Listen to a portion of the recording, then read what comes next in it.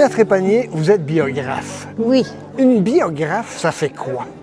Une biographe, ça écrit la vie des gens. N'importe qui? Oui, on choisit qui on veut. Et donc, par conséquent, si vous choisissez qui vous voulez, vous pouvez prendre des gens du commun ou encore des gens de très grande réputation. Oui. Et vous vous spécialisez dans quoi?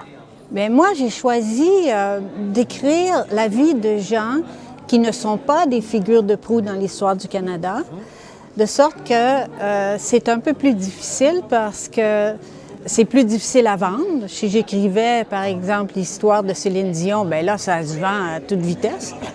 Mais moi, quand j'écris l'histoire d'une femme du nord de l'Ontario qui n'est pas une figure de proue dans l'histoire du Canada, les gens me disent, bien pourquoi on va lire ça? Alors, c'est toujours un peu plus difficile. Mais il y a un beau défi, c'est justement de faire connaître les gens moins connus de notre histoire. Exactement. C'est un beau défi, ça. C'est un beau défi. Et en plus de ça, moi, je pense que ceux qui font l'histoire du Canada, c'est pas seulement les politiciens. Ah, que vous avez raison là-dessus. C'est les gens au jour le jour qui rencontrent des difficultés, qui utilisent leur jarnigoine pour trouver des solutions. Et c'est eux, finalement, qui font l'histoire du Canada en grande partie.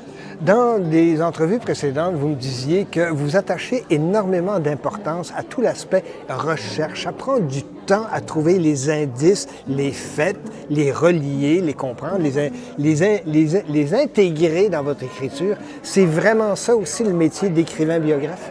C'est en grande partie ça, parce qu'il faut fouiller dans les archives, il faut retourner dans les journaux, il faut parler aux gens qui ont connu la personne dont on écrit l'histoire. Il faut réfléchir sur le contexte.